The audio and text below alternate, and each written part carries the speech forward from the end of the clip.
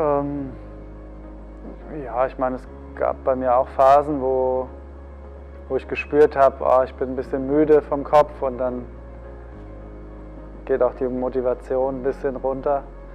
Das waren immer so Phasen, wo ich dann einfach ein bisschen weniger Tischtennis trainiert habe, dafür ein bisschen mehr Athletiktraining.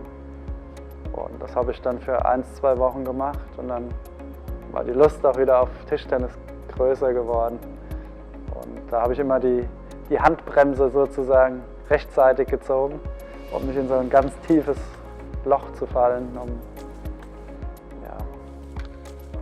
Viele Spieler haben ja mittlerweile auch Burnouts bekommen, weil ja, sie so viel gespielt haben und immer den Druck zu spüren. Irgendwann schafft das der Kopf nicht mehr. Aber entweder habe ich dann frühzeitig ein bisschen reduziert und andere Dinge gemacht, die nicht so intensiv für den Kopf waren wie Athletiktraining. Aber allgemein von klein auf war ich so der Typ, der so einen gesunden Ehrgeiz hatte. Also ich wollte schon immer gewinnen, aber ich bin jetzt zum Turnier mit meinem Vater gefahren und ich habe ihn immer gefragt, wo fahren wir eigentlich hin, was machen wir jetzt und welches Turnier ist jetzt. Und das hat mich nie so interessiert, aber wenn ich da war, wollte ich natürlich gewinnen. Und genauso war das dann später auch. Ja. Ich wollte klar erfolgreich sein, aber für mich war immer nur wichtig, dann zu mir zu sagen, so, ich versuche mein Bestes, mehr geht nicht.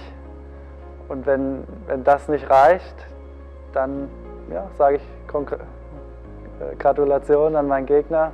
Du warst einfach besser heute und dann analysiere ich das Spiel und versuche es beim nächsten Mal besser zu machen. Aber ich habe keine Angst gehabt zu verlieren, sondern ich wollte einfach immer nur das Gefühl haben, so, ich habe mein Bestes gegeben und das hat mir den Druck genommen, so den Druck zu gewinnen und einfach Spaß zu haben.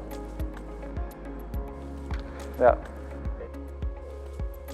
So, im Training war ich immer zu 100% beim Spiel. Also war ich auch sehr analytisch und habe alles analysiert und da gab es keinen anderen Gedanken, außer an Tischtennis und an Effizienzdenken. Aber wenn das Training vorbei war, dann gab es kein Tischtennis mehr. Dann habe ich mir gar keinen Kopf um Tischtennis gemacht, sondern dann war Privatleben.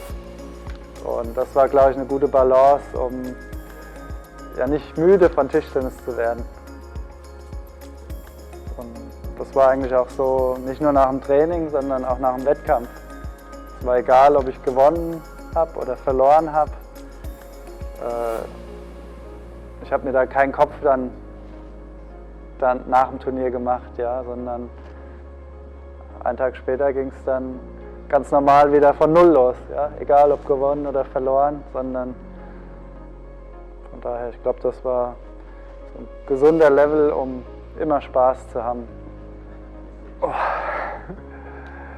Ja, ich kann Ihnen sagen, ja, dass Tischtennisspieler zu sein ein sehr, sehr schönes Leben ist, dass es sich lohnt, viel Zeit und Energie zu investieren.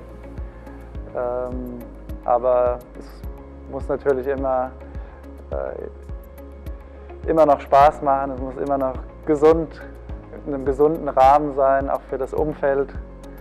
Und da muss man es einfach schaffen, ja, ein gutes Team um sich herum aufzubauen, das einen unterstützt, das einem hilft, zu dem man Vertrauen hat.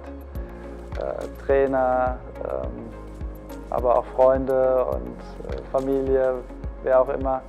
Es müssen alle mithelfen. Alleine wird man es nicht schaffen. Aber ja, es ist, glaube ich, wert, diesem Traum mit voller Energie nachzugehen und ich drücke euch allen die Daumen.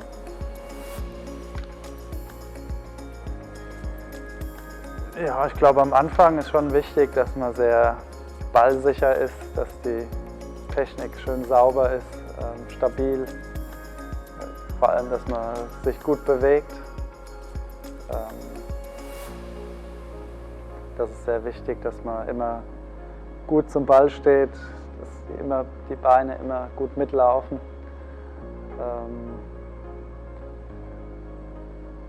Das ist für den Anfang, glaube ich, wichtiger als eine Chiquita zu spielen. Ich glaube, die Chiquita kann man sich sehr leicht und schnell erarbeiten, aber bei jedem Schlag immer perfekt zu stehen, immer die perfekte Technik zu spielen, das ist viel Arbeit und dauert sehr, sehr lange. Und das ist einfacher, wenn man jung ist. Und das kann man später nicht mehr lernen.